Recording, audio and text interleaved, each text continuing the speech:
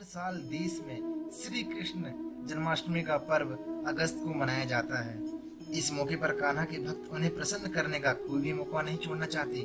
दुनिया को अपनी बाल लीला से मंत्र मुक्त करने वाले कान्हा को उन्हें उनके भक्त मुरली मनोहर, कान्हा, कृष्ण मुरारी, नंद गोपाल, माखन चोर, देवकी नंद जैसे कई नामों से पुकारते हैं। लेकिन क्या आप जानते हैं कि कृष्ण का इन सब नाम के अलावा एक और नाम भी है जिन्हें आप सुनकर हैरान हो जाओगे।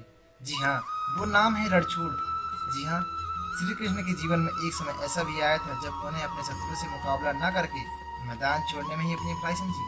आप सोच रहे होंगे कि महाभारत जैसे युद्ध पांडवों को जिताने वाले श्री कृष्ण भला रणछोड़ कैसे हो सकते हैं। आइए जानते हैं आखिर क्यों दुनिया को गीता का उपदेश देने वाले श्री कृष्ण को रणछोड़ के नाम से बुलाया जाता है। यह जगह मध्य प्रदेश और उत्तर प्रदेश के बीच बहती हुई बेतवा नदी के किनारे स्थित है। यह घटना तब की है जब महाबली मगध राज जरासंध ने कृष्ण को युद्ध के लिए ललकारा था। जरासंध ने कृष्ण के साथ युद्ध करने के लिए अपने साथ कालयवन नाम के राजा को भी मना लिया था।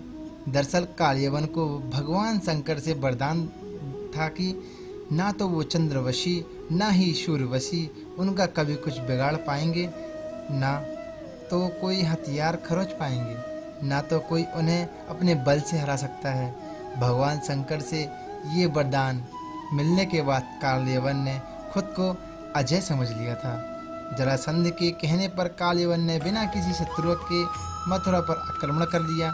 भगवान कृष्ण जानते थे कि कालयवन को मारा नहीं जा सकता, उनका सुदर्शन चक्र कालयवन का कुछ नहीं बिगाड़ सकता था। जिसके बाद वो रणभूमि से भागकर एक गुफा में पहुंच गए। श्री कृष्ण और बलराम को भागते हुए देख जरासंध ने उन पर हंसना चालू कर दिया। उसे भगवान श्री कृष्ण और बलराम के श्रेय और प्रभाव आदि का ज्ञान न था। श्री कृष्ण इन युद्ध से भागकर उसी गुफा पर छुप गए जहां राक्षसों से युद्ध करके राजा मुचकुंद त्रेता युग से सो रहे थे। राजा मुचकुंद दानवों को हराने के बाद बहुत थक गए थे, जिनके बाद इंद्र ने उन्हें विश्राम का आग्रह कर एक वरदान दिया। इंद्र ने कहा, जो भी इंसान तुम्हें नींद से जगाएगा वो जलकर खाक हो जाएगा। श्री कृष्ण यह बात को भली भांति जानते थे। भगवान श्री कृष्ण कालयवन को अपने पीछे भगाते भगाते उन गुफा तक ले आए जहां राजा मुचकुंद सोए हुए थे। गुफा में भगवान श्री कृष्ण ने राजा मुचकुंद के ऊपर अपना पीताम्बर डाल दिया। कालयवन को लगा कि श्री कृष्ण उनसे डरकर अंधेरे पर सो गए हैं। कालयवन जैसे ही त्रेता युग से सोए हुए राजा मुचकुंद को लात मार कर उठाया। राजा मुचकुंद ने चारों तरफ देखा और उन्होंने देखा कि कालयवन सामने खड़ा हुआ है। जैसे ही उनकी नज़र कालयवन पर पड़ी वो तुरंत ही भस्म हो गया। तब से लेकर आज तक इस जगह को रणछोड़ के नाम से जाना जाता है। इस जगह पर बहुत सी देवी देवताओं के मंदिर आपको देखने को मिल जाएंगे और साथ ही यहाँ पर ब्रह्मा विष्णु महेश आपको इस मंदिर पर देखने मिल जाएंगे।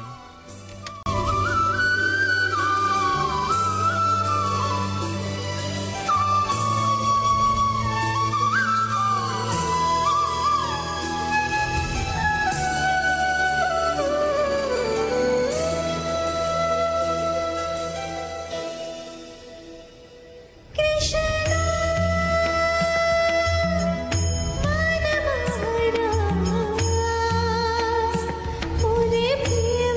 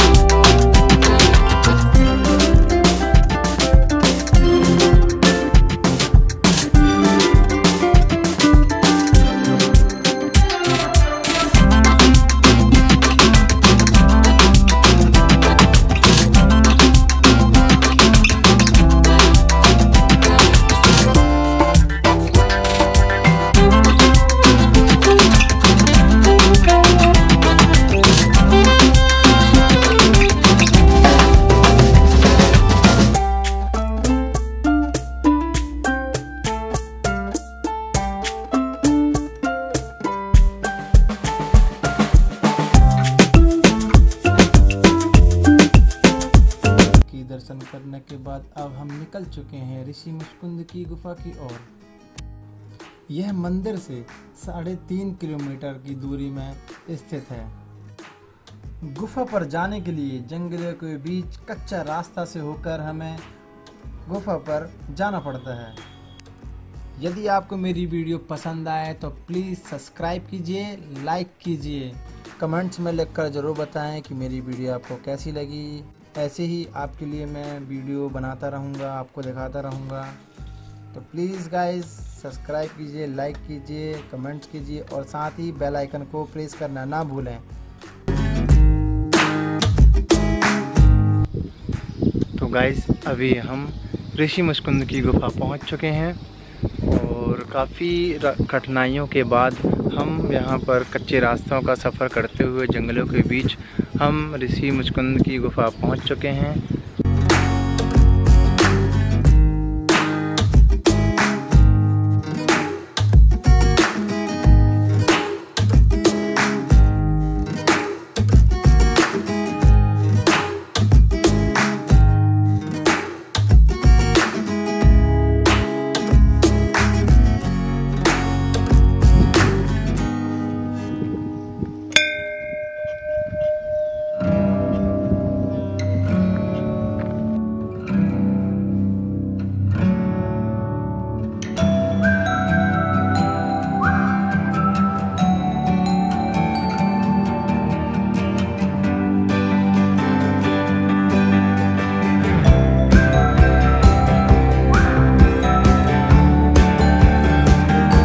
तो गैस अब हम पहुंच चुके हैं ऋषि मुचकुंद की गुफा पर।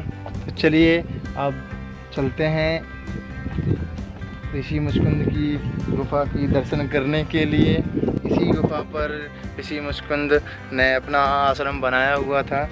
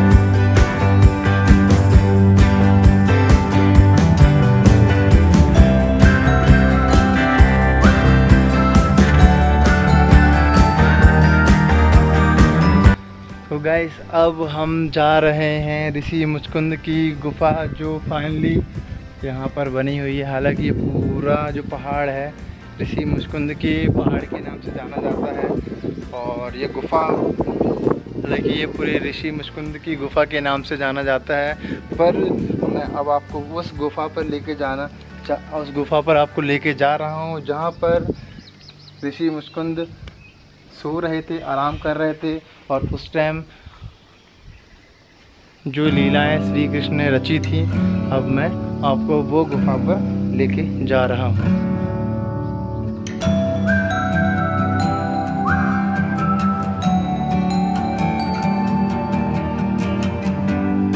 तो गाइस ये है ऋषि मुचकुंद की गुफा और कहा जाता है कि ऋषि मुचकुंद इसी जगह पर सो रहे थे और जब राक्षस काल यवन आया तो श्री कृष्ण का पीताम्बर को उन्होंने निकाला तो तुरंत ही ऋषि जी उठे और उनकी नज़र राक्षस पर पड़ी और इसी जगह पर, इसी गुफा पर वह राक्षस भस्म हो गया था।